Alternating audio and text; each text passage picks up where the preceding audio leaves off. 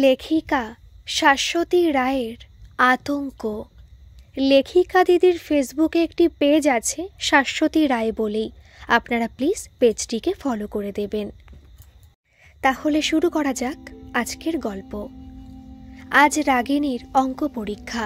সকাল থেকে সে বারবার ঝালিয়ে নিচ্ছে অ্যালজেব্রার ফর্মুলাগুলো।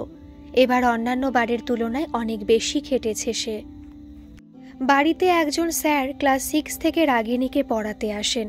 তবু রাগিনী এই বছর ক্লাস 9-এ উঠতেই তার বাবা তাকে একটা নামকরা কোচিং সেন্টারে ভর্তি করে দিয়েছেন। ডক্টর রঞ্জন সেন একেবারেই চান না তার মেয়ে কোনো বিষয়ে পিছিয়ে পড়ুক। অন্য সব বিষয়ে রাগিনী নিশ্চিন্তে ক্লাসে সবচেয়ে বেশি নম্বর নিয়ে এলেও এই অঙ্কের জন্য সবসময় পিছিয়ে পড়ে। যতই চেষ্টা করুক 70-এর বেশি নম্বর আনতেই পারে না সে। আর এখানেই হাই জাম্প দিয়ে রাগিনীকে পেছনে ফেলে দেয় তারই প্রিয় বান্ধবী সুনেত্রা। প্রতি বছর ক্লাসের সেরা ছাত্রীর মেডেলটা সুনেত্রার গলাতেই ঝলমল করে। কথাটা মনে হতেই রাগে দাঁত কিরমির করে উঠল রাগিনী। আছেটা কি ওই মেয়েটার মধ্যে? দেখতে তো অতি সাধারণ, তার ওপর আবার বা পাটা ছোট হওয়ায় খুঁড়িয়ে খুঁড়িয়ে চলে। ওই দেখিয়েই তো সবার সহানুভূতি কিনছে। টিচারদেরকেও দেখি সবসময় ওর নাম জপছে। একা একাই বিড়বিড় করে উঠল রাগিনী, না, এবার আর তোর ফার্স্ট হওয়া হচ্ছে না নেত্রা। 9টা বেজে গেছে রিনি, খেতে আয় এবার। মায়ের ডাকে তড়িঘড়ি স্কুল ব্যাগটা কাঁধে নিয়ে ডাইনিং টেবিলে এলো সে। পরীক্ষার কটা দিন মাই খাইয়ে দেয় তাকে। রিভিশন করতে সুবিধা হয় তার। আজও তার ব্যতিক্রম হলো না। খাতায় চোখ রেখে কোনো রকমে ভাতগুলো গিলছিল সে। ওভাবে খাচ্ছিস কেন? গলায় আটকে যাবে তো। উফ মা, থামবে একটু? তখন থেকে কানের কাছে বকবক করে যাচ্ছ, দেখছো পড়ছি। জানি না বাপু, পরীক্ষার দিন সকালে কিসের এত পড়াশোনা? সারা বছর কি করিস তবে? বাড়িতে স্যার আসছেন, কোচিংয়ে পড়তে যাচ্ছিস, তারপরেও পড়া তৈরি হয় না? দীপালি জিজ্ঞাসু দৃষ্টিতে তাকিয়ে মেয়ের দিকে। তুমি কি আমায় পড়তে দেবে নাকি উঠে যাব? সব সময় কানের কাছে ভেজর ভেজর। মেয়ের উগ্র মূর্তি দেখে দীপালি একটু মনক্ষুণ্ণ হলেও মুখে আর কিছু বলল না। স্কুল ভ্যান এসে গেছে, হর্ন বাজাচ্ছে ঘন ঘন। নিয়ম মাফিক মা আর ঠাকুমাকে প্রণাম করে স্কুল ভ্যানে উঠে বসল রাগিনী। তাদের বাড়িটা বড় রাস্তা থেকে বেশ অনেকটা ভেতরে হওয়ায় স্কুলের বাস বাড়ি অবধি আসে না, তাই বাধ্য হয়েই এই ভ্যানের অবস্থা। যেতে যেতে ভাঙা বাড়িটা আবার চোখে পড়ল রাগিনীর। বাড়িটা ভেঙে ফ্ল্যাট হবার কথা, কিন্তু বাড়ি ভাঙার কাজ হতে হতে প্রমোটারের সাথে কর্পোরেশনের কী সব ঝামেলার জন্য কাজ বন্ধ হয়ে গেছে। প্রায় বছর 2 হয়ে গেল এভাবেই পড়ে আছে বাড়িটা। একদিন বিকালের দিকে বেড়াতে বেরিয়ে সে এসেছিল এদিকে। তখনই গা ছমছম করে উঠেছিল। রাতে না জানি কেমন পরিবেশ হয়। ফ্ল্যাটটা বেশ অনেকটা জায়গা জুড়ে হবে বলে আশেপাশে কোনো বাড়িও নেই। বাবার মুখে রাগিনী শুনেছিল এসব। অনেকে আবার বলে বাড়িটায় নাকি ভূত আছে।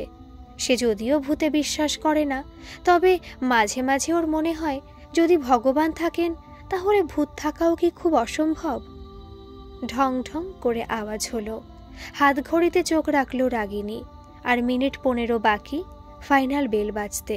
এদিকে জ্যামিতির একটা 3 নম্বরের প্রশ্ন কিছুতেই মাথায় ঢুকছে না তার। ডট পেনের পেছন দিকটা চিবিয়ে চিবিয়ে প্রায় চিড়ে চ্যাপটা দশা। ঘাড় ঘুরিয়ে একবার সুনেত্রাকে দেখল সে। নিশ্চিন্ত মুখে খাতার পাতা উল্টাচ্ছে সুনেত্রা। তার মানে সব পেরেছে, এখন শুধু খাতা মিলিয়ে দেখে নিচ্ছে। মনে মনে ফুঁসে উঠল রাগিনী। না, আর একটাই উপায় আছে। ধীরে ধীরে স্কার্টের পকেট থেকে চিরকুটটা বের করল সে। তারপর ইনভিজিলেটরের চোখ এড়িয়ে ফেলে দিল সুনেত্রার পায়ের কাছে। ম্যাম, বিশ্বাস করুন, এই কাগজটা আমার নয়। তোমার মতো ছাত্রীর কাছ থেকে এটা আশা করা যায় না সুনেত্রা। পরীক্ষায় ফার্স্ট হবার জন্য এত নিচে নেমে গেছো? ছি! ক্লাস টিচার মিস দত্তের কথায় চোখে জল আসে সুনেত্রার। আমি কপি করিনি ম্যাম, আমার প্রিপারেশন খুব ভালো ছিল। এটা আমার নয় ম্যাম, বিশ্বাস করুন। প্রিন্সিপাল ম্যাডাম সুনেত্রার হাতের লেখার সাথে ওই কাগজটা লেখাটা মেলাছিলেন। অজান্তেই ভুরুতে ভাঁজ পড়ল ওনার। সুনেত্রাকে থামিয়ে দিয়ে বললেন, চুপ করো, একদম মিথ্যে বলবে না। পরিষ্কার দেখা যাচ্ছে এটা তোমার হাতের লেখা, নিজেই দেখো। কাগজটা হাতে নিয়ে কিছুক্ষণ স্থাণুর মতো দাঁড়িয়ে রইল সুনেত্রা। এটা সত্যি তারই হাতের লেখা। তবে এটা সে নিজের জন্য লেখেনি, রাগিনী যাতে পরীক্ষার আগে দ্রুত একবার সব সূত্রতে চোখ বুলিয়ে নিতে পারে, তাই তারই অনুরোধে ছোট ছোট হরফে সমস্ত সূত্রগুলিকে একই পাতায় লিখে দিয়েছিল সে। কিন্তু সে কাগজ তার পায়ের কাছে পড়ে থাকলো কি করে? তবে কি রাগিনী তাকে জব্দ করার জন্য এই খেলাটা খেলল? তার কি এখন ম্যামকে বলে দেওয়া উচিত সত্যিটা? কিন্তু বললেই কি ম্যাম বিশ্বাস করবেন? রাগিনীর বাবা যা প্রভাবশালী মানুষ, স্কুলের সব শিক্ষিকারাই ওনাকে খুব সম্মান করেন। তাকে চুপ করে থাকতে দেখে প্রিন্সিপাল ম্যাডাম বললেন, তুমি বাইরে অপেক্ষা করো, আমি একটু পরে ডাকছি তোমায়। সুনেত্রা বাইরে যেতে সহশিক্ষিকাদের সাথে এই প্রসঙ্গে আলোচনায় ব্যস্ত হয়ে পড়লেন প্রিন্সিপাল ম্যাম। পরীক্ষা শেষ হবার পর কৌতূহলী ছাত্রীরা ভিড় জমিয়েছে মজা দেখার জন্য। ভিড়ের মধ্যে থেকে গুনগুন করে ভেসে আসছে একটাই কথা, তাহলে প্রতি বছর এভাবে টুকে ফার্স্ট হয়? লজ্জায় মাটিতে মিশে যেতে ইচ্ছে করছিল সুনেত্রার। মনে হচ্ছিল এসব শোনার আগে মরে গেল না কেন সে। প্রায় মিনিট 10 পর আবার তার ডাক পড়ল। নতমুখে ঘরের ভেতর ঢুকতে ম্যাম বললেন, তোমার পুরনো রেকর্ড খুব ভালো বলে এবার তোমায় শুধু ওয়ার্নিং দিয়ে ছেড়ে দেওয়া হচ্ছে সুনেত্রা। কিন্তু এই পেপারে পাসিং মার্কসের 1 নম্বর বেশি তুমি পাবে না। সুনেত্রার অনেক কান্নাকাটিতেও প্রিন্সিপাল ম্যামের মন নরম হলো না। উনি নিজের সিদ্ধান্তে অটল থাকলেন। ঠিক 1 মাস পর রেজাল্ট বেরোতে দেখা গেল শীর্ষস্থানে জ্বলজ্বল করছে রাগিনীর নাম। বহু বছর প্রতীক্ষার পর এই ফল আসায় রাগিনীর বাড়িতে আনন্দের ফোয়ারা বয়ে গেল। কেউ জানতে পারল না সুনেত্রার স্বপ্নগুলোকে হত্যা করেই রাগিনীর এই স্বপ্ন পূরণ। রেজাল্টের পর নতুন ক্লাস শুরু হতেই দেখা গেল সুনেত্রা আর স্কুলে আসছে না। কেউ বলল টুকতে গিয়ে ধরা পড়ে লজ্জায় স্কুল ছেড়ে দিয়েছে সুনেত্রা। কেউ বলল ওর বাবার অন্য শহরে ট্রান্সফার হয়েছে। সুনেত্রা ছিল খুবই সাধারণ পরিবারের মেয়ে, বাড়িতে ফোনও ছিল না তাদের। আর সে সময় মোবাইল ফোনের না থাকায় সুনেত্রার খবর কেউই সঠিকভাবে জানতে পারল না। ক্লাস 10-এর পড়াশোনার চাপে ধীরে ধীরে একসময় সুনেত্রা প্রায় সবার মন থেকেই মুছে গেল। স্কুলে এখন রাগিনীর কদর সবচেয়ে বেশি। একেই সে নামকরা হার্ট স্পেশালিস্ট রঞ্জন সেনের আদুরে মেয়ে, তার ওপর এখন সেই স্কুলের ফার্স্ট গার্ল। সবারই তার ওপর অগাধ আস্থা। টেস্ট পরীক্ষা এসে গেছে, দম ফেলার ফুরসত নেই কারো। ইঁদুর দৌড়ে কে কাকে পেছনে ফেলবে সেই নিয়ে দিনরাত গবেষণা চলে রাগিনীদের বন্ধু মহলে। কখনো কখনো সুনেত্রার নামও উঠে আসে আলোচনায়, আবার মিলিয়েও যায়। রাগিনী মুখে না বললেও মনে মনে ভালো করে জানে সুনেত্রা থাকলে তার 1 নম্বরে থাকাটা অসম্ভব হয়ে যেত। একটা প্রশ্ন আজকাল প্রায় উকি দিয়ে যায়, কোথায় গেল সুনেত্রা? একেবারে কর্পূরের মতো উবেই গেল। সারা দুপুর পড়াশোনা করতে করতে মাথা ধরে গেছিল রাগিনীর। দীপালি কফি নিয়ে এসে দেখল পড়ার টেবিলে মাথা রেখে ঘুমিয়ে পড়েছে মেয়ে। আলতো করে মেয়ের মাথায় হাত রাখল সে। রিনি, ওঠ, কফি এনেছি তো। খাবো না মা। ঠিক আছে, খাস না, কিন্তু এখানে শুয়ে ঘুমোচ্ছিস কেন? বিছানায় গিয়ে শো। চমকে উঠে বসল রাগিনী। ঘুমানোর উপায় তো নেই তার। আর মাত্র 4 দিন বাকি পরীক্ষা শুরু হতে। সাথে সাথেই আলস্য ঝেড়ে টান টান হয়েছে শিরদাঁড়া। ইস, দেখেছো কখন যেন ঘুমিয়ে পড়েছি। দাও, শিগগিরই কফিটা দাও। সামনে খোলা বইয়ের পাতা ওলটপালট করতে করতে গরম কফিতে চুমুক দিল সে। থাক, এত পড়তে হবে না। সারাদিন তো বইয়ে মুখ গুজে রয়েছিস। বইটা একরকম জোর করেই বন্ধ করে দিল দীপালি। প্লিজ মা। না, একদম না। কফিটা খেয়ে একটু হেঁটে আয়। 1/2 ঘন্টা খোলা হাওয়ায় থাকলে কিছু এমন পড়াশোনার ক্ষতি হবে না। অনিচ্ছা সত্ত্বেও বাড়ির বাইরে পা রাখল রাগিনী। প্রায় দিন 3 পর একটু বেরিয়ে ভালোই লাগছিল তার। মাথাটাও হালকা হালকা লাগছে। না, আজ সত্যি মায়ের একটা থ্যাঙ্কস প্রাপ্য। হাঁটতে হাঁটতে কখন যে সেই ভাঙা বাড়িটার কাছে চলে এসেছে খেয়ালই করেনি সে। অন্য মনস্কতার মধ্যে হঠাৎ বাড়িটা দেখে একটু চমকেই উঠল। বাড়িটা পূবমুখ হওয়ায় শেষ বিকেলে ভেতরটা ঘুটঘুট করছে অন্ধকারে। খুব সাহসী লোকেরই হয়তো গা ছমছম করবে। দীর্ঘদিন কেউ বসবাস না করার ফলে বাড়িটা চারপাশ ঝোপ জঙ্গলে ভর্তি। রাগিনীর ভূতের ভয় না থাকলেও সাপের ভয় আছে। অতএব সে পেছন ঘুরে বাড়ির দিকে হাঁটা দিল। দু পাও এসেছে কিনা সন্দেহ। হঠাৎ একটা অতি পরিচিত কণ্ঠস্বর থামিয়ে দিল তাকে, সেই ঋণ ঋণের স্বর। কেমন আছিস? কলের পুতুলের মতো ঘুরে তাকালো রাগিনী। সুনেত্রা? হ্যাঁ, সুনেত্রাই তো। সাদার ওপর হলুদ ফুল ছাপ কামিজ, হলুদ চুড়িদার, হলুদ ওড়না, সেই পরিচিত হাঁটা। ভাঙা বাড়িটা থেকে বেরিয়ে তার দিকে এগিয়ে আসছে সুনেত্রা। কিরে, ভূত দেখছিস নাকি? একদম সামনে এসে জিজ্ঞাসা করল সুনেত্রা। তুই তুই এখানে হঠাৎ? কোথায় ছিলি এতদিন? আর ওই ভাঙা বাড়িটায় কি করছিলি? বাব্বা, কত প্রশ্ন! সব এখানে দাঁড়িয়ে শুনবি নাকি? না না, চল এখান থেকে, হাঁটতে হাঁটতেই শুনবো সব। সাপখোপের আখড়া এই বাড়িটা। ঠিক আছে, চল। পাশাপাশি হাঁটছে দুজনে।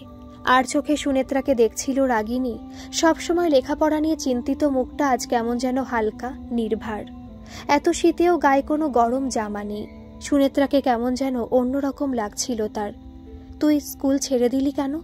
সামান্য নিচু স্বরে জিজ্ঞাসা করল সে। কারণটা তুই জানিস না বুঝি? না, আমি জানি না। জোরে জোরে দুদিকে মাথা নাড়ায় রাগিনী। ভেবে বলছিস তো? সুনেত্রার শীতল স্বরে এবার একটু থমকে গেল সে। দাঁড়িয়ে পড়েছে রাস্তার মাঝখানে। তাকে দেখে খিলখিল করে হেসে উঠল সুনেত্রা। ওই দেখ, দাঁড়িয়ে পড়লি যে। তুই বা ওরকম করে কথা বলছিস কেন? উফ, একটু মজাও করতে পারবো না তোর সাথে? মজা? হ্যাঁ, তুই তো আমার সাথে মজা করতিস, আমার হাঁটা নিয়ে, আমার পড়াশোনা করা নিয়ে। ভুলে গেছিস? কথায় কথায় রাগিনীর বাড়ির কাছাকাছি এসে পড়েছে তারা। এতদিন পর বন্ধুর সাথে দেখা হওয়ায় অপরাধ বোধ কুড়ে কুড়ে খাচ্ছে রাগিনীকে। মনে সাহস এনে সরাসরি তাকালো সুনেত্রার দিকে। তোকে আমার কিছু বলার ছিল নেত্রা। জানি কি বলবি। চাপা হাসি খেলা করছে সুনেত্রার চোখে মুখে। কি জানিস? ঢোক গিলল রাগিনী। যেটা তুই বলতে চাস। তবে এখন আর সেসব কথা শুনতে চাই না, বা বলে কোনো লাভ নেই। আমি জানি আমি অন্যায় করেছি, কিন্তু বিশ্বাস কর, তারপর থেকে আমি তোর কাছে। রাগিনীর কথা শেষ হবার আগে লোডশেডিং হয়ে গেল। আজকাল প্রায় এই অঞ্চলে এমন হচ্ছে। একবার গেলে ঘণ্টাখানেকের মধ্যে আলো আসে না। হঠাৎ করে আলো নিভে যাওয়ায় রাগিনী বুঝে উঠতে পারছিল না কি করবে। সঙ্গে টর্চও নেই। তখনই সুনেত্রার গলা শুনতে পেল। ভয় পাচ্ছিস? আমার হাতটা ধর। না না, ঠিক আছি আমি, ওই তো আমার বাড়ি দেখা যাচ্ছে। কথাটা বলেই রাগিনীর খেয়াল হলো, সত্যিই তো সে নিজের বাড়িটা দেখতে পাচ্ছে। ওই তো ঘরে ঘরে আলো জ্বলছে, গেটের সামনের বাল্বটাও তো দিব্যি জ্বলছে। তবে তার চারপাশটাই এরকম অন্ধকার কেন? সুনেত্রাকে কথাটা বলবে বলে পাশ ফিরতেই দেখল কেউ কোথাও নেই। হলুদ আলো ছড়ানো স্ট্রিট ল্যাম্পের নিচে সে একা দাঁড়িয়ে। এটা কি করে সম্ভব হলো? ভয়ে প্রায় ঊর্ধ্বশ্বাসে ছুটতে ছুটতে গেট খুলল রাগিনী। ছোট বাগান পেরিয়ে উন্মাদের মতো বেল বাজাচ্ছে সদর দরজার। দীপালি দরজা খুলে দেখল মেয়ের মুখ কাগজের মতো সাদা। ওভাবে বেল বাজাচ্ছিলি কেন? কি হয়েছে? মাকে কোনো উত্তর না দিয়ে আগে দরজায় ছিটকিনি তুলল সে। দরজায় পিঠ চেপে হাঁপাচ্ছে। দীপালি আবার প্রশ্ন করল, হয়েছেটা কি বলবি তো? এভাবে হাঁপাচ্ছিস কেন? মাকে কোনো রকমে পাশ কাটিয়ে নিজের ঘরে ঢুকে গেল রাগিনী। বাইরে জামাকাপড় না ছেড়ে শুয়ে পড়েছে বিছানায়। মাথার ভেতরটা কেমন যেন করছে। এলোমেলো হয়ে যাচ্ছে সব চিন্তা ভাবনা। সুনেত্রা হঠাৎ কোথা থেকে এলো, আর চোখের পলক ফেলতে না ফেলতে মিলিয়েই বা গেল কোথায়। ভাবনার মাঝে দীপালি এসেছে দরজায়। সন্দিহান দৃষ্টিতে দেখছে মেয়েকে। কি হয়েছে রে রিনি? ভয় পেয়েছিস নাকি কিছু দেখে? মাকে দেখে উঠে বসল রাগিনী। প্রাণপণে স্বাভাবিক রাখতে চাইল নিজেকে। কিছু হয়নি মা, আমি একটু ঘুমাবো। এখন এই সন্ধেবেলায়? দীপালি একটু অবাকই হলো মেয়ের কথায়, তবে মুখে আর কিছু বলল না। পরীক্ষার আগে তার বইগুলো মেয়ে ভর সন্ধে ঘুমাতে চাইছে? এমনটা তো হবার কথা নয়। একটু চিন্তিত মুখে দীপালি সরে এলো রাগিনীর ঘরের সামনে থেকে। মাকে চলে যেতে বলেও স্বস্তি হচ্ছিল না রাগিনীর। কেমন একটা ভয় চেপে বসেছে তার মনের মধ্যে। সুনেত্রার হঠাৎ আগমনের থেকেও বেশি রহস্যজনক আচমকা তার মিলিয়ে যাওয়াটা। অত তাড়াতাড়ি কোথায় গেল ও? রাস্তার আলোটা জ্বলতে সে ভালো করে দেখেছিল। সুনেত্রা কোথাও ছিল না। সত্যি কি এসেছিল সুনেত্রা, নাকি তার মনের ভুল? প্রশ্নগুলো পাকে পাকে বেঁধে ফেলছিল তাকে। কেন আবার এলো সুনেত্রা? সব মনে করাতে নাকি শাস্তি দিতে? হিংসায় জ্বলে পুড়ে সেদিনের কাজটা সে একেবারে ঠিক করেনি। সে নিজে ছাড়া আর কেউ এই ঘটনার কথা জানত না, কিন্তু আজ সুনেত্রার কথা শুনে মনে হলো সেও সব কিছুই বুঝেছিল। সুনেত্রা কি সত্যি পেরেছে তাকে ক্ষমা করতে? সে যদি এসব কথা স্কুলে জানিয়ে দেয়, ম্যামেরা কি ভাববেন? আর বাবা মা, তারা এসব জানলে তো লজ্জায় মাটিতে মিশে যাবে। ক্লাস 9-এ পড়া মেয়ের এই কুকীর্তিকে কেউই ছেলে মানুষই খেয়াল বলে ক্ষমা করবে? বরাবর সুনেত্রাকে হিংসে করে গেছে সে, অথচ বিপদে আপদে সবসময় তার পাশে থেকেছে সুনেত্রা। সেই অঙ্ক পরীক্ষার দিন যখন সুনেত্রাকে প্রিন্সিপালের ঘরে নিয়ে যাওয়া হচ্ছিল, তখন কি অদ্ভুত আকুতি নিয়ে তার দিকে তাকিয়েছিল মেয়েটা। হয়তো ভেবেছিল এই সংকটে রাগিনীকে পাশে পাবে। স্বপ্নেও হয়তো ভাবেনি ওই বিশ্রী পরিস্থিতির জন্য রাগিনীই দায়ী। ভাবতে ভাবতে রাগিনী কখন যে ছাদে উঠে এসেছে তার নিজেরই খেয়াল হয়নি। তাদের দোতলা বাড়িটার ছাদটা খুব সুন্দর। বাড়ির চারদিকে সুপারি আর নারকেল গাছ থাকায় ছাদে উঠলেই মনোরম বাতাস পাওয়া যায়। ছাদের ডান দিকে জলের ট্যাঙ্ক বসানো, তার পাশে বসার জন্য সিমেন্টের ধাপি তৈরি করা। খোলা হাওয়ায় একটু বসার জন্য রাগিনী সেদিকেই এগিয়ে গেল। দুপা এগিয়েই থমকেছে। ধাপিতে কেউ বসে আছে কি? আধো আলোয় ঠিক ঠাহর করতে পারছিল না সে। চশমাটা পরে আসেনি। ভয়ে ভয়ে জিজ্ঞাসা করল, কে ওখানে? কোনো উত্তর নেই, কিন্তু স্পষ্ট দেখা যাচ্ছে আলো ছায়া মেখে কেউ ওখানে বসে আছে। রাগিনী ধীর পায়ে ধাপিটার দিকে এগোতে শুরু করতেই ছায়ামূর্তিটাও পায়ে পায়ে রেলিংয়ের দিকে এগোতে শুরু করল। হাঁটাটা খুব চেনা লাগছিল রাগিনীর। বা পাটা ঘষে ঘষে চলেছে ছায়ামূর্তি। কিসের টানে কে জানে সেও অনুসরণ করল মূর্তিটাকে। ছাদের একদম ধারে গিয়ে মূর্তিটা একবার পেছন ফিরে দেখল তাকে, তারপর যেন হাওয়ায় মিশে গেল। রাগিনী বোধহয় একটু বেশি দ্রুততার সাথে আসছিল, আর টাল সামলাতে পারল না। ছাদ থেকে পড়ে যেতে যেতেও দূর থেকে যেন মায়ের গলা শুনতে পেল সে। রিনি, এই রিনি, ওরকম ছটফট করছিস কেন মা? দীপালি জোরে জোরে ঝাঁকালো মেয়েকে। ধর্মর করে উঠে বসল রাগিনী।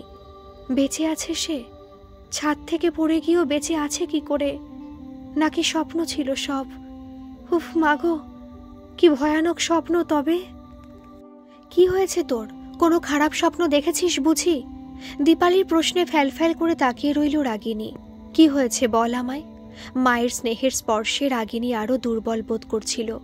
বহুদিন পর আবার মাকে জড়িয়ে ধরল সে। প্রায় বিড়বিড় করে উঠল, আমার খুব ভয় করছে মা, আমায় ছেড়ে কোথাও যেও না তুমি। দীপালি ঠিক বুঝতে পারছিল না রাগিনীর এরকম আচরণের কারণ। কিসের ভয় পাচ্ছিস তুই বল আমাকে? দীপালির কোল থেকে মুখ তুলল রাগিনী। তারপর কানের একদম কাছে এসে ফিসফিস করে বলল, আমি ওকে দেখেছি মা, ও ফিরে এসেছে। কে ফিরে এসেছে? সুনেত্রা। সুনেত্রা ফিরে এসেছে? একটু অবাকই হলো দীপালি। তবে এবার রাগিনীর এই অদ্ভুত আচরণের একটা কারণও খুঁজে পেল সে। সুনেত্রা প্রতি বছর ফার্স্ট হওয়ায় তাকে নিয়ে রাগিনীর বেশ দুশ্চিন্তা ছিল। সুনেত্রা পরীক্ষায় কপি করতে গিয়ে ধরা পড়েছে, এটা সে মেয়ের কাছেই শুনেছে, এবং তারপর সে মেয়ে স্কুলও ছেড়ে দেয়। অনেক বছর প্রতীক্ষার পর ওই আসনটা পেয়েছে রাগিনী। এখন হঠাৎ করে সুনেত্রা ফিরে আসলে একটু ঘাবড়ে তো যাবেই সে। মেয়েকে তবু সাহস দেবার চেষ্টা করল দীপালি। ও ফিরে এসেছে তো কি হয়েছে, দেখিস তুই আবার ফার্স্ট হবি। তুমি বুঝতে পারছো না মা, ও ফিরে এসেছে, কিন্তু আর একটা কথাও আমি শুনবো না। তুই খেয়ে নিবি চল, তোর বাপির আজ ফিরতে রাত হবে। বাপির জন্য আজ আর অপেক্ষা করতে হবে না। আমার খেতে ইচ্ছে করছে না মা। ইচ্ছে করছে না বললেই হবে, চল বলছি প্লিজ মা। রাগিনীর মুখটা দেখে মায়া হলো দীপালির। নরম গলায় বলল, আচ্ছা ঠিক আছে, তোকে নিচে যেতে হবে না, আমি তোর খাবার এখানেই নিয়ে আনছি। শাশুড়ি মাকে রাতের খাবার দিয়ে রাগিনীর ঘরে খাবার নিয়ে এলো দীপালি। রাগিনী তখনও ঘাড়গোজ করে বিছানার এক কোণে বসে আছে। চিন্তা হচ্ছিল দীপালির। 4 দিন বাদে পরীক্ষা। মেয়ের যা অবস্থা, তাতে তো টেনশনই অর্ধেক পরীক্ষা খারাপ করে ফেলবে। মায়ের হাতে খাবারের প্লেট দেখে অনিচ্ছা সত্ত্বেও উঠে বসল রাগিনী। ক্লান্ত গলায় বলল, এত খেতে পারবো না। এত কোথায়, দুটো তো মাত্র রুটি এনেছি, আর তোর পছন্দের চিকেন স্টু, এটুকু না খেলে হয়? স্টুয়ে ভিজিয়ে ভিজিয়ে কোনো রকমে একটা রুটি গলাধকরণ করল রাগিনী। মা চলে যেতে ঘর লাগোয়া বাথরুমে মুখ ধুয়ে এসে আবার শুয়ে পড়েছে। পরীক্ষার সামনে, তাও একদম পড়তে ইচ্ছে করছে না আজ। শরীরটা কেমন যেন করছে, ভার হয়ে আসছে চোখের পাতা জোড়াও। না চাইতেও ঘুমিয়ে পড়ল রাগিনী। একটা না একটা ঘন্টার মতো শব্দ ভেসে আসছে। জানলাগুলো বাদামি রঙের ভারী পর্দা দিয়ে ঢাকা থাকায় ঘরের ভেতরটা অন্ধকার। চোখ খুলে রাগিনী বুঝতে পারছিল না এখন দিন না রাত। ঘুম ভাঙার পরেও আচ্ছন্নের মতো সে পড়ে রইল কিছুক্ষণ। সারা গায়ে অসহ্য যন্ত্রণা হচ্ছে, মাথার ভেতরটাও দপদপ করছে, জ্বর আসবে মনে হচ্ছে। একটা প্যারাসিটামল এক্ষুনি দরকার তার। কোনো রকমে বিছানা থেকে নামলো রাগিনী। বেড সুইচটা টিপে আলোটা জ্বালাতে গেল, জ্বলল না আলো। লোডশেডিং নাকি? না, ওই তো দরজার নিচ থেকে বাইরের ঘরের আলোটা ক্ষীণ হয়ে এসেছে। অন্ধকারটাও এখন অনেকটা সয়ে এসেছে চোখে। দরজা খোলার জন্য এগোলো সে, এক পা এগিয়েও থেমে গেছে। দরজার কাছে কি যেন একটা দেখা যাচ্ছে, অল্প ধোঁয়া ধোঁয়া মতো। বাইরে কি কিছু পুড়ছে? ভাবতে ভাবতে রাগিনী দেখল ধোঁয়াটা ক্রমে ক্রমে পাক খেয়ে খেয়ে ওপরের দিকে উঠছে। আধো আলোয় স্পষ্ট বোঝা যাচ্ছে ধোঁয়ার কুণ্ডলীর রং কেমন বদলে বদলে যাচ্ছে। রাগিনীর মাথা ছাড়িয়ে গেল এবার ধোঁয়ার কুণ্ডলী। সে বুঝতে পারছিল না কি করবে। চিৎকার করে মাকে ডাকতে চাইল, কিন্তু গলাটা কেউ যেন টিপে ধরে রেখেছে। ধোঁয়ার কুণ্ডলী এবার মানুষের আকার নিচ্ছে। পরিষ্কার দেখতে পাচ্ছিল রাগিনী। সুনেত্রা তার সামনে দাঁড়িয়ে, ঠিক যেন হাওয়ায় ভাসতে ভাসতে রাগিনীর একদম সামনে চলে এলো সুনেত্রা। তার ঘৃণা ভরা চোখ রাগিনীর চোখে স্থির। ফ্যাঁসফেঁসে গলায় বলে উঠল সুনেত্রা, খুব ভয় পাচ্ছিস না রে? আমিও সেদিন খুব ভয় পাচ্ছিলাম যখন ম্যাম আমায় টেনে নিয়ে যাচ্ছিলেন। আমায় ক্ষমা কর নেত্রা, কোকিয়ে উঠল রাগিনী। ক্ষমা? তোকে? তুই আমায় বাঁচতে দিসনি। খুব যন্ত্রণা নিয়ে আমি মরেছি জানিস। তোর জন্য শুধু আমি নই, আমার পুরো পরিবারটা শেষ হয়ে যাচ্ছে। ভুল হয়ে গেছে আমার, ক্ষমা করে দে। সব অপরাধের ক্ষমা হয়? কি করব বল তাহলে? যা বলবি করবি? হ্যাঁ। স্কুলে গিয়ে সবার সামনে স্বীকার করবি তুই কি করেছিস। স্কুলে গিয়ে? হ্যাঁ, না হলে যে আমার মুক্তি নেই। আমার বাবা মা লজ্জায় অপমানে মরে যাবে নেত্রা। আর আমার বাবা মা, তাদের কি ভেবেছিস কখনো? কিভাবে আছে তারা? আমি তো গলায় দড়ি দিয়ে সব অপমানের হাত থেকে মুক্তি পেয়ে গেছি। তারা তো প্রতিদিন মরছে। আর এসব শুধু তোর জন্য। তোকে সব অন্যায় স্বীকার করতেই হবে। প্লিজ নেত্রা, এছাড়া আর যা বলবি। তাহলে তুই স্বীকার করবি না? ঠিক আছে, আমার সাথে আয় তবে। সরু সরু আঙুল দিয়ে হাতছানি দিচ্ছে সুনেত্রা। রাগিনী আর উপেক্ষা করতে পারল না তার ডাক, এগিয়ে গেল সুনেত্রার দিকে। রাতে খেতে বসে ভাতগুলো নিয়ে নাড়াচাড়া করছিল দীপালি। রঞ্জনের একটু সন্দেহ হয়, জিজ্ঞাসা করল, কি হলো, খাচ্ছ না যে? কই, খাচ্ছি তো। বললেই হবে? তখন থেকে দেখছি খুঁটে চলেছ।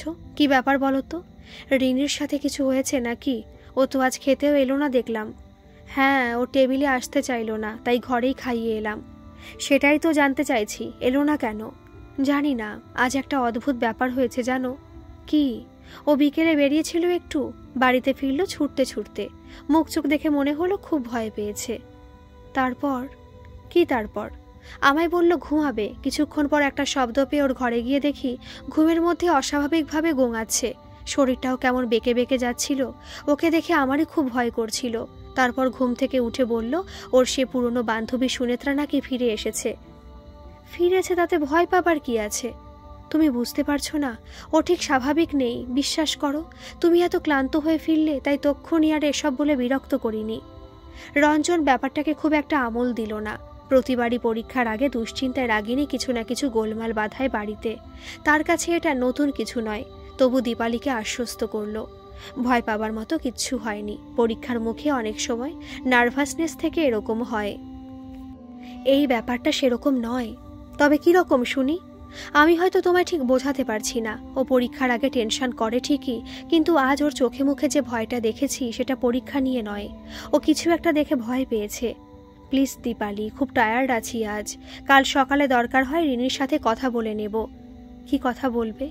দীপালি আর রঞ্জন খেয়ালই করেনি কখন যেন রাগিনী এসে দাঁড়িয়েছে ডাইনিং রুমে। তার শীতল স্বরে চমকে উঠল দুজনেই। ওমা, তুই কখন এলি? দীপালি তাড়াতাড়ি চেয়ার ছেড়ে উঠে এসেছে। রাগিনীর চোখ তার বাবার দিকে স্থির, কেমন যেন অস্বাভাবিক দৃষ্টিটা, বেশিক্ষণ তাকিয়ে থাকা যায় না। তেমন কিছু না, ওই তোর প্রিপারেশন কেমন সেই নিয়ে আর কি। শুধু তাই? হ্যাঁ তাই। রঞ্জন হাসতে হাসতে এগিয়ে আসে মেয়ের দিকে। আজ অনেক রাত হয়ে গেছে, কাল সকালে আমরা কথা বলবো। সিঁড়ি দিয়ে উঠে যাচ্ছে রাগিনী। পেছন থেকে মেয়েকে দেখছিল রঞ্জন। হাঁটাটা যেন কেমন কেমন লাগছে। বেসিনে মুখ ধুতে ধুতে দীপালিকে বলল, রিনি কি পায়ে ব্যথা ট্যাথা পেয়েছে নাকি? কই না তো, আমায় তো কিছু বলেনি। মনে হলো সিঁড়ি দিয়ে খুঁড়িয়ে খুঁড়িয়ে উঠছে। জানি না, হয়তো আমারই চোখের ভুল। হ্যাঁ তাই হবে, তোমার মেয়ে তো ফুলের ঘায়ে মূর্ছা যায়। পায়ে চোট পেয়ে থাকলে কি আর চুপ করে থাকতো? চিৎকার চেঁচামেচি করে বাড়ি মাথায় করত। যাকগে, মা শুয়ে পড়েছে অনেকক্ষণ। মায়ের রাতের ওষুধটা কিন্তু ফুরিয়ে এসেছে, কাল মনে করে নিয়ে এসো, আনবো। চিন্তিত মুখে রঞ্জন শোবার ঘরের দিকে চলে গেল। রাতের খাওয়া দাওয়ার পাড় চুকে যাবার পরেও প্রচুর কাজ থাকে। সব গুছিয়ে দীপালি যখন শুতে এলো, ঘড়ির কাঁটা 12টার ঘর পেরিয়ে গেছে। ঠান্ডা পড়ে গেছে বেশ। আজ আর হালকা সুজনিটায় কাজ হবে বলে মনে হয় না। বক্স খাট থেকে গত বছর কেনা কম্বলটা বের করলো। তুলতুলে নরম কম্বলটা নিয়ে বিছানায় উঠতে গিয়েও থমকে গেল সে। রিনিটার পরীক্ষা দোরগোড়ায়। নির্ঘাত রাত জাগছে। আজ তো শরীর খারাপের অজুহাত দিয়ে খেলেও না তেমন কিছু। একটু হরলিক্স করে দিয়ে এলে হয়। হরলিক্সের গ্লাস হাতে দোতলায় উঠতে উঠতে একটা অস্পষ্ট গোঙানির শব্দ পাচ্ছিল দীপালি। রিনির ঘরের সামনে যেতে শব্দটা যেন আরও স্পষ্ট হলো। বুক হিম হয়ে এলো দীপালির। বন্ধ ঘরে রিনি গোঙাচ্ছে কেন? দরজায় টোকা দেবার বদলে দুমদুম করে ধাক্কায় দিয়ে ফেলল দীপালি। অমনি থেমে গেছে শব্দটা। দীপালি এবার বেশ জোরে ডেকে উঠল, রিনি, রিনি, দরজা খোল। কোনো সাড়া না পেয়ে দীপালি আবার দরজায় ধাক্কা দিতে যাচ্ছিল, কিন্তু তার আর দরকার হলো না। দরজা খুলে গেছে। রাগিনী সামনে দাঁড়িয়ে, দুধ সাদা নাইটিতে কেমন রহস্যময় দেখতে লাগছে তাকে। কি হলো, দরজা খুলছিলি না কেন? শুনতে পাইনি। অসম্ভব কর্কশ গলা রাগিনীর। ঘরের ভেতরটা উকি ঝুঁকি দিয়ে দেখবার চেষ্টা করছিল দীপালি। না, দেখা যাচ্ছে না। দরজাটা অল্প ফাঁক করে দাঁড়িয়ে রাগিনী। মাথাটা নিচু করে রেখেছে। ফাঁপানো খোলা চুলে মুখের অর্ধেক ঢাকা পড়ে গেছে। দোতলার ড্রয়িং রুমের আলোটা নেভানো থাকায় মেয়ের মুখটা ভালো করে দেখতে পাচ্ছিল না দীপালি। মেয়েকে কেমন যেন অচেনা অচেনা লাগছিল তার। সত্যি বলতে কি, একটু ভয় ভয়ই করছিল। পরক্ষণে রঞ্জনের আশ্বাসবাণী মনে পড়তে জোর করে হাসি ফোটালো মুখে। হরলিক্সের গ্লাসটা মেয়ের দিকে এগিয়ে দিয়ে বলল, এটা খেয়ে নিস, আর বেশি রাত জাগিস না। গ্লাসটা হাতে নিয়ে কলের পুতুলের মতো ঘরে ঢুকে গেল রাগিনী। দরজা বন্ধ হয়ে গেছে আবার। বিছানায় শুয়েও এপাশ ওপাশ করছিল দীপালি। কিছুতেই ঘুম আসছে না আজ। নরম কম্বলটাও যেন পাথরের মতো বুকের ওপর চেপে বসে আছে। আলো আধারিতে দেখা রাগিনীর আবছা মুখটা বারবার চোখের সামনে ভেসে উঠছে। বিকাল থেকে কি অদ্ভুত আচরণ করে যাচ্ছে মেয়েটা। এদিকে তার বাবাকে দেখো, বিছানায় পড়তে দেরি, ভোস ভোস করে ঘুম শুরু। জেগে থাকতে থাকতে জল তেষ্টা পাচ্ছিল দীপালির। বেডসাইড টেবিলে হাত দিতে গিয়েও থমকে গেল। ইস, শোবার আগে মনটা এত বিক্ষিপ্ত হয়েছিল যে জল আনার কথা মনেই ছিল না। এদিকে বেশ পিপাসাও পাচ্ছে। প্রায় নিঃশব্দে বিছানা থেকে নেমে ডাইনিং রুমে এলো সে। খাবার টেবিলে ভরা জলের বোতল সাজানোই থাকে। একটা বোতল খুলে ঢকঢক করে বেশ কিছুটা জল গলায় ঢালল সে। উফ, গলাটা একদম শুকিয়ে গেছিল। জল খেয়ে বোতলটা নিয়ে ঘরে ঢুকতে যাচ্ছিল সে, তার আগেই চোখ আটকে গেছে ফ্রিজের পাশে। লম্বা ফ্রিজটার আড়ালে কেউ যেন লুকিয়ে রেখেছে নিজেকে। সুইচ বোর্ডটা হাতের নাগালেই তবু হাত বাড়িয়ে সুইচ অন করতে ভুলে গেল দীপালি। রঞ্জনকে ডাকতে গিয়েও গলা থেকে একটা ফোঁটা শব্দ বেরোলো না তার। ভয়ে নিঃশ্বাস বন্ধ হয়ে আসছে।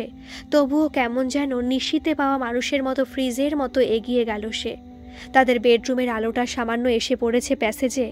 সেই আলোতে দীপালি দেখল রাগিনী জড়সড় হয়ে বসে আছে ফ্রিজটার পাশে। কিসের ভয়ে কে জানে দীপালির হাত থেকে কাচের বোতলটা পড়ে চুরমার হয়ে গেল। বোতল ভাঙার শব্দে রঞ্জনেরও ঘুম ভেঙে গেছে। ডাইনিং রুমে এসে বড় আলোটা জ্বেলে দিয়েছে রঞ্জন। আলো জ্বলতে রাগিনী আরও কোণের দিকে সরে গেল। দীপালি তখনও স্থাণুর মতো দাঁড়িয়ে। দীপালি দৃষ্টি অনুসরণ করে রঞ্জন ফ্রিজের দিকে এগিয়ে যেতেই বেরিয়ে এলো রাগিনী। রঞ্জন কিছু বুঝে ওঠার আগেই অমানসিক জোরে রঞ্জনকে একটা ধাক্কা দিয়ে প্রায় হামাগুড়ি দিয়ে সিঁড়ি বেয়ে দোতলায় উঠে গেল সে। তীব্র একটা শব্দে দোতলার দরজা বন্ধ হয়ে যাবার পর হুঁশ ফিরল দীপালির। ছুটে এসেছে রঞ্জনের কাছে। বেসিনের কোনায় পড়ে রঞ্জনের কপালের ডান দিকটা মুহূর্তে ফুলে উঠে কাল শিটে পড়ে গেছে। দীপালির সাহায্যে কোনো রকমে মেঝে থেকে উঠে দাঁড়ালো রঞ্জন। তার বিহ্বল দৃষ্টি তখনও সিঁড়িতে। ঘরে এসে রঞ্জনের কপালের ব্যথার জায়গাতে বরফ লাগিয়ে দিচ্ছিল দীপালি। যন্ত্রণায় কুঁকড়ে যাচ্ছে রঞ্জনের চোখ মুখ। হঠাৎই হাত চেপে ধরেছে দীপালির। অস্ফুটে বলল, মেয়েটার হঠাৎ কি হলো বলো তো? আমি তো তোমায় কখন থেকেই বলছি, তুমি গুরুত্ব দিচ্ছিলে না। এত জোর ওইটুকু মেয়ের শরীরে এলো কোথা থেকে? আমার মনে হয় ওকে কেউ তুকতাক করেছে জানো। অশিক্ষিতদের মতো কথাবার্তা বলো না। তুমি না মানলেও এসব হয়, বুঝতে পারছো না কিছু? পরশু থেকে পরীক্ষা। আমার মেয়ে লেখাপড়ায় ভালো বলে নিশ্চয়ই কেউ কিছু করেছে। কি যা তা বলছো? আমি এসব মানি না।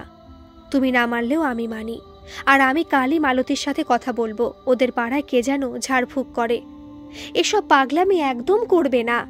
আমি সাইকিয়াট্রিস্ট কনসাল্ট করব কাল। তোমার নাম কি? রাগিনী। পুরো নাম? রাগিনী সেন। তোমার বাবা আমার বন্ধু জানো? অল্প ঘাড় কাত করল রাগিনী। আচ্ছা রাগিনী, আমরা কি আজ থেকে বন্ধু হতে পারি? মানে এমন বন্ধু যার কাছে তুমি তোমার মনের সব কথা বলতে পারো। আপনি আমার বন্ধু না, আপনি তো সাইকিয়াট্রিস্ট। আমায় ভুলিয়ে ভালিয়ে আমার ট্রিটমেন্ট করবেন ভেবেছেন? ডক্টর পিনাকি সিনহা বছর 15-র একটা বাচ্চা মেয়ের থেকে এরকম রুক্ষ ব্যবহার আশা করেননি। বোধহয় একটু হকচকিয়ে গেলেন। রাগিনী আবার বলল, আপনার বন্ধুকে বলবেন আমি পাগল নই। কোন বন্ধুকে বলবো? কেন, যিনি আপনাকে আমার ট্রিটমেন্ট করতে বলেছেন, ডক্টর রঞ্জন সেন, তাকেই কথাটা জানিয়ে দেবেন। ওভাবে বলছো কেন? উনি তো তোমার বাবা। অদ্ভুত একটা হাসি ফুটে উঠল রাগিনীর ঠোঁটের কোণায়। ডক্টর সিনহা আবার প্রশ্ন করলেন, তুমি কি তোমার বাবার ওপর কোনো কারণে রাগ করে আছো? You can tell me Ragini. আমি কথা দিচ্ছি এটা আমাদের দুজনের মধ্যেই থাকবে। Listen doctor, I am not bound to tell you anything. আমি কি এবার যেতে পারি? ডাক্তার দেখিয়ে রাগিনীকে নিয়ে বাড়ি ফিরতে ফিরতে অনেকটা রাত হয়ে গেল। গোটা রাস্তা রাগিনী বাবা মা কারোর সাথে কোনো কথা বলল না। গুম হয়ে বসে রইল গাড়ির পেছনের সিটে।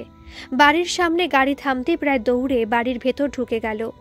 দরজায় দাঁড়ানো ঠাকুমার দিকে ফিরেও তাকালো না। সেই রাতে রাগিনী সবার সাথে খেতে বসল, কিন্তু বলতে গেলে কিছুই খেলো না। ফেলে ছড়িয়ে উঠে গেল টেবিল থেকে। রঞ্জন দীপালিকে বারণ করল জোরাজুরি করতে। ডক্টর সিনহা বারবার করে বলে দিয়েছেন কোনো ব্যাপারেই রাগিনীকে জোর না করতে। রাতে আর তেমন কিছু গোলমাল হলো না। শুধু ঘুমের ঘোরে দীপালির একবার মনে হলো কেউ যেন ভারী কোনো জিনিস দোতলার এ প্রান্ত থেকে ও প্রান্তে টেনে নিয়ে বেড়াচ্ছে। রঞ্জনকে ডাকতে যাবে ভাবতে ভাবতে এই শব্দটা থেমে গেল। সারাদিনের ধকলের পর কখন যেন ঘুমিয়ে পড়ল সে। চোখ খুলল রঞ্জনের ডাকে। এই শুনছো? কি হয়েছে? রিনি ঠিক আছে তো? ধর্মর করে বিছানায় উঠে বসল দীপালি। রিনি ঠিক আছে, ঘুমোচ্ছে। আমি দেখে এসেছি, সবকিছু একদম নর্মাল। ও শোনো, কাল থেকে ওর পরীক্ষা শুরু হচ্ছে। আজ কিন্তু কোনো কিছু নিয়ে ওকে জোর করবে না বা ওর সাথে তর্কে জড়াবে না। সিনহা কিন্তু স্ট্রিক্টলি বারণ করে দিয়েছে। আর ওর মেডিসিনগুলো টাইমলি দেবে। আমার আজ ফিরতে রাত হবে। আজ সকাল থেকেই আকাশ মেঘে ঢাকা। যে কোনো সময় হয়তো বৃষ্টি নামবে। রাগিনী সারাদিন নিজের ঘরেই রয়েছে। দীপালি ঘরে গিয়ে দুপুরের খাবার খাইয়ে এসেছে। গত কয়েকদিনের তুলনায় বাড়ির পরিবেশ আজ বেশ শান্ত। দীপালি বার কয়েক চুপি চুপি গিয়ে উকি দিয়েছিল রাগিনীর ঘরে। প্রতিবারই দেখেছে রাগিনী বইয়ে মুখ গুজে শোয়া। বিকাল 4টে নাগাদ কফি নিয়ে রাগিনীর ঘরে গিয়ে দীপালি দেখল ঘর ফাঁকা। ব্যালকনি, বাথরুম সব জায়গা খুঁজে ছাদটা একবার দেখতে উঠল। না, ছাদের দরজাতেও ভেতর থেকে তালা ঝুলছে। শীতেও বিন্দু বিন্দু ঘাম জমছিল দীপালির কপালে। তরতর করে একতলাতে নেমে এলো সে। যা ভেবেছিল তাই। সদর দরজা ছিটকিনি খোলা, বাইরের গেটটাও হাও হয়ে আছে। উদ্ভ্রান্তের মতো রাস্তায় বেরিয়ে এলো সে। সামনে যাকে পাচ্ছে তাকে জিজ্ঞাসা করছে মেয়েকে দেখেছে কিনা। দেখতে দেখতে ভিড় জমে গেল পাড়ায়। সবারই মুখে এক কথা, রিনি তো এভাবে না বলে কোথাও চলে যাবার মেয়ে নয়। কেউ কেউ আবার কানাকানি করতে শুরু করলো, আরে নির্ঘাত ভেগেছে কারোর সাথে, যতই লুকোক এসব কি আর চাপা থাকে? পাড়ার একটি ছেলে সাইকেল নিয়ে এদিকেই আসছিল। জট্টাটা দেখে দাঁড়িয়ে পড়ল সেও। কোনো একজনের মুখ থেকে কারণটা শুনে সে জোরে জোরে সাইকেলটা চালিয়ে রাগিনীদের বাড়ির দিকে চলল। গেটের মুখে দীপালি দাঁড়িয়ে, তাকে ঘিরে পাড়ার কয়েকজন মহিলা। ডাক্তারবাবুর মেয়ের পালিয়ে যাবার খবরে এই শীতেও পাড়া বেশ উত্তপ্ত। ছেলেটি সোজা এগিয়ে গেল দীপালির দিকে। কাকিমা, আমি রিনিকে দেখেছি। কোথায়? কোথায় দেখেছ? দীপালির চোখে আশার আলো জলজল করে উঠল। ওই বড় মাঠের পাশে যে ফ্ল্যাট বাড়িটা তৈরি হতে হতে বন্ধ হয়ে গেল, রিনি সেই বাড়িটার দিকেই যাচ্ছিল। আপনি একটু ওয়েট করুন, আমি এক্ষুনি দেখে আসছি। আমিও আসবো তোমার সাথে, দীপালি বলে ওঠে। আচ্ছা আসুন। দীপালি আর ছেলেটির পেছনে বেশ বড় একটা দল পাড়া থেকে চলল রাগিনীর খোঁজে। আজ দুপুরের পর থেকে সমানে ঝিরঝিরে বৃষ্টি হবার জন্য ঠান্ডাটাও বেশ জাঁকিয়ে পড়েছে। নির্দিষ্ট সময়ের আগে সন্ধ্যা নেমে এসেছে আজ। বাড়িটার সামনে এসে দাঁড়িয়ে পড়ল সবাই। ঝোপ জঙ্গল ঘেরা অন্ধকার বাড়িটার ভেতর এই সন্ধেবেলা কেউই ঢোকার সাহস পাচ্ছিল না। বাইরে থেকে সবাই রিনি রিনি বলে ডাকাডাকি করতে লাগলো। কেউ কেউ বলতে লাগলো, ওখানেও যাবে কেন? সাপ বিছে কি নাকি রয়েছে ওই বাড়িতে কে জানে। বাড়ির ভেতর খুঁজে কোনো লাভ নেই, কিন্তু দীপালির মন বলছিল রাগিনী এখানেই থাকবে। এসব আলোচনার মধ্যে কেউ একজন গিয়ে একটা টর্চ নিয়ে এলো। টর্চের আলো পেয়ে সবার মনে সাহস ফিরে এলো। বেশ কয়েকজন অল্প বয়সী ছেলে হাতে খান কয়েক লাঠি নিয়ে এবার বাড়ির ভেতরে ঢুকলো। বেশি খুঁজতে হলো না অবশ্য। দোতলায় ওঠার সিঁড়ির মুখে রাগিনীর দেখা পাওয়া গেল। তার মুখখানা দেখলে যে কারোর মনে হবে যেন পরম নিশ্চিন্তে ঘুমোচ্ছে। টর্চের আলো মুখে পড়তেই সজাগ হয়েছে রাগিনী। ধর্মড়িয়ে উঠে বসল সে। ভয়ার্ত চোখে চারপাশ দেখছে। দীপালি ছুটে এসে মেয়েকে জড়িয়ে ধরল। একটার পর একটা সিগারেট খেয়ে যাচ্ছিল রঞ্জন। পাশের ঘরে কড়া সিডে টিপ দিয়ে ঘুম পাড়িয়ে রাখা হয়েছে রাগিনীকে। দীপালি মেয়ের সঙ্গেই আছে। ঘরে একবার উকি দিয়ে দেখল রঞ্জন। ঘুমন্ত রিনির মাথায় হাত বুলিয়ে চলেছে দীপালি। কি ফ্যাকাশে লাগছে রিনিকে। বিছানায় মিশে আছে যেন। কি হলো এমন? কিছু বুঝতে পারছিল না রঞ্জন। সারা জীবনে ডাক্তারি বিদ্যা দিয়েও রিনির অসুস্থতার কারণ খুঁজে পাচ্ছিল না সে। ডক্টর সিনহা নিজে বাড়িতে এসে দেখে গেছেন, তিনিও কিছুই আশার কথা শোনাতে পারেননি। আজ বড্ড অসহায় লাগছে রঞ্জনের। রিনি কি কোনোদিনই আর স্বাভাবিক হবে না? আজ থেকে রাগিনীর পরীক্ষার শুরু। গতকালের ঘটনার পর থেকে দীপালি আর মেয়েকে চোখের আড়াল করেনি। আশ্চর্যের ব্যাপার, রাগিনীর আচরণেও তেমন কোনো অস্বাভাবিকতা নেই, বরং একটু যেন বেশি স্বাভাবিক। সকালে দীপালি আর রঞ্জন দুজনে মিলেই তাকে স্কুলে পৌঁছতে গেছিল। ছুটির সময় দীপালি নিয়ে আসবে তাকে। বাড়িতে ফিরে রান্নার মেয়েকে সব কাজ বুঝিয়ে দিয়ে সবে এক কাপ চা নিয়ে বসেছে দীপালি। ঠিক তখনই ফোনটা বেজে উঠল। কাপটা পাশের টেবিলে রেখে ফোন কানে চাপল দীপালি। হ্যালো হ্যালো, আমি শেরুট স্কুল থেকে বলছি। রাগিনী সেনের বাবা বা মা কারোর সাথে কথা বলা যাবে? টেনশানে নিঃশ্বাস প্রায় বন্ধ হয়ে এলো দীপালির। ম্যাম, আমি রাগিনীর মা কথা বলছি। শুনুন, রাগিনীর শরীরটা একটু খারাপ করেছে, আপনারা প্লিজ স্কুলে আসুন। কি হয়েছে ওর? ভদ্রমহিলা একটুক্ষণ চুপ করে থেকে বললেন, আপনারা প্লিজ তাড়াতাড়ি আসুন, এলেই সব জানতে পারবেন। এক্ষুনি আসছি আমরা। মাথা কাজ করছিল না দীপালির। কি হলো রিনির? সাংঘাতিক কোনো বিপদ হয়নি তো? এই মুহূর্তে রঞ্জনকে ভীষণভাবে প্রয়োজন। দুর্ভাবনার মাঝে দীপালির মনে পড়ছিল না রঞ্জনের এই সময় কোন হসপিটালে থাকার কথা। পাগলের মতো একটার পর একটা হসপিটাল, নার্সিংহোমে ফোন করতে থাকলো সে। বেশ কয়েকবার চেষ্টা করে পেয়ে গেল রঞ্জনকে। হ্যালো, তুমি এক্ষুনি রিনির স্কুলে চলে এসো, আমিও পৌঁছাচ্ছি। কি হয়েছে বলবে তো? ওরা কিছুই বলেনি, শরীর খারাপ বলে ফোন ছেড়ে দিয়েছে। কি আশ্চর্য, আমি কনফারেন্সে আছি, মাঝপথে বেরিয়ে যাই কি করে? যেভাবে হোক এসো। তোমায় বলেছিলাম ও ঠিক নেই, তুমি বিশ্বাসই করলে না। সাইকো বলে উড়িয়ে দিলে। আচ্ছা আসছি আমি, ডোন্ট প্যানিক। স্কুলে যেই দৃশ্য তাদের জন্য অপেক্ষা করছিল রঞ্জন দীপালি স্বপ্নেও ভাবেনি। তাদের দেখেই হেডমিস্ট্রেস নিজে ছুটে এলেন। আসুন ডক্টর সেন, প্লিজ এদিকে। রাগিনী সিক রুমে আছে। সিক রুমে? হ্যাঁ, মানে পরীক্ষা দিতে দিতে হঠাৎ করে ও নিজের আনসার শিট ছিঁড়ে টুকরো টুকরো করে ফেলে। ঘরে যিনি ইনভিজিলেটর ছিলেন তিনি বাধা দিতে গেলে এত জোরে তাকে ধাক্কা দিয়েছে যে খুব চোট পেয়েছেন তিনি। তারপর কোনো রকমে ওকে সিক রুমে এনে বসানো হয়। সামান্য গলা নামালেন হেডমিস্ট্রেস। হয়তো বিশ্বাস করবেন না, 3-4 জন গার্ড মিলে ওকে সামলাতে পারছিল না। কথা বলতে বলতেই সিক রুমের সামনে পৌঁছে গেছে সবাই। বাইরে বেশ কয়েকজন শিক্ষিকা ও অশিক্ষক কর্মী দাঁড়িয়ে। ঘরের দরজা বাইরে থেকে বন্ধ দেখে রঞ্জন বেশ বিরক্ত গলাতেই বলে উঠলেন, এ কি, ওকে বন্ধ করে রেখেছেন কেন? ঘরের ভেতরে কিছু বিপদ ঘটলে আপনারা দায়িত্ব নেবেন? বাইরে দাঁড়িয়ে থাকা শিক্ষিকাদের মধ্যে একজন বলে উঠলেন, ও যা করছিল তাতে এছাড়া আর কোনো উপায় ছিল না ডক্টর সেন। ঘরে জানলা দিয়ে রঞ্জন দীপালি ভেতরটা দেখার চেষ্টা করল। যেটুকু দেখা গেল তাতে ভয়ে কেঁপে উঠল দুজনেই। গোটা সিকরুম তছনছ। মেঝেতে ছড়ানো বিছানার চাদর, জানলার পর্দা, ভাঙা ওষুধের শিশি, তার মধ্যে রাগিনী ঘুরে বেড়াচ্ছে বা পা টেনে টেনে, আর নিজের মনে বিড়বিড় করে কী সব বলে যাচ্ছে। স্কার্টের মধ্যে গুজে রাখা টপ অর্ধেকের বেশি বাইরে বেরিয়ে এসেছে। খোলা চুল অবিন্যস্ত, পায়েও জুতো মোজা কিচ্ছু নেই। মেয়েকে এই অবস্থায় দেখে আর থাকতে পারল না রঞ্জন। নিজেই দরজা ছিটকিনি খুলে ঢুকে পড়ল সিকরুমে। সারা পেয়ে ঘুরে তাকিয়েছে রাগিনী। টকটক করছে লাল তার 2 চোখ। মেয়েকে নিয়ে আসার জন্য রঞ্জন কাছে গিয়ে হাত ধরল তার।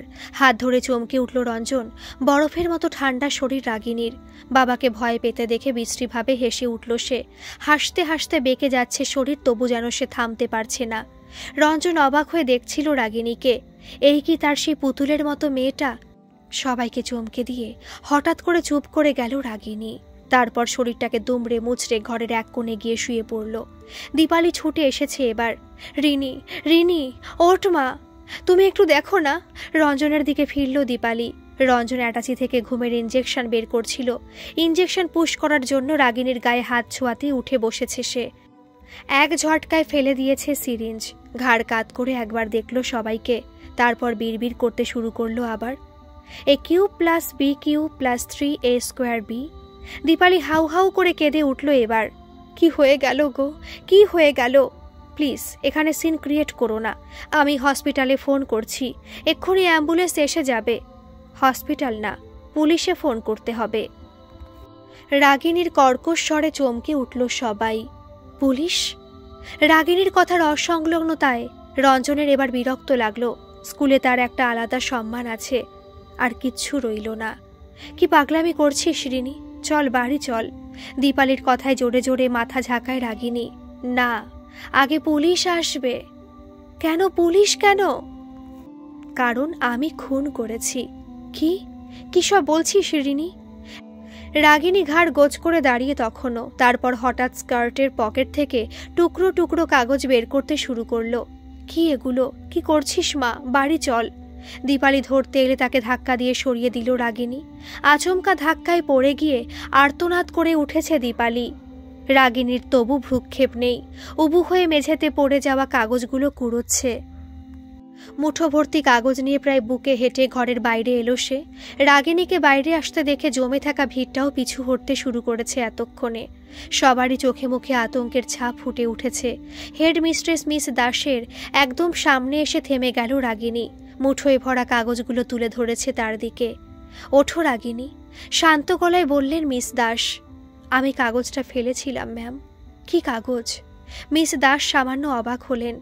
সুনেত্রা সেদিন কিছু করেনি ম্যাম, সব আমি করেছিলাম। কি করেছিলে তুমি? মিস দাস যতটা সম্ভব অচঞ্চল রাখলেন নিজের গলা। ওই কাগজটা আমি সেদিন ওর পায়ের কাছে ফেলে দিয়েছিলাম ম্যাম। অস্পষ্ট গলায় জড়িয়ে জড়িয়ে কথা বলছে রাগিনী। ও আমায় লিখে দিল, আর আমি সেটা দিয়ে ওকে চোর সাজালাম। সেদিনও খুব কষ্ট পেয়েছিল ম্যাম। বাড়িতে গিয়ে নিজের গলায় ফাঁস লাগিয়ে। সব আমার জন্য, আমার জন্য। নিজের মাথা মাটিতে ঠুকতে শুরু করলো রাগিনী। কিন্তু আমরা তো জানতাম ওরা অন্য শহরে চলে গেছে। তুমি এসব জানলে কি করে? মিস দাস মেঝে থেকে ওঠানোর চেষ্টা করলেন রাগিনীকে। অল্প একটু মাথা তুলে চারদিকে দেখল রাগিনী।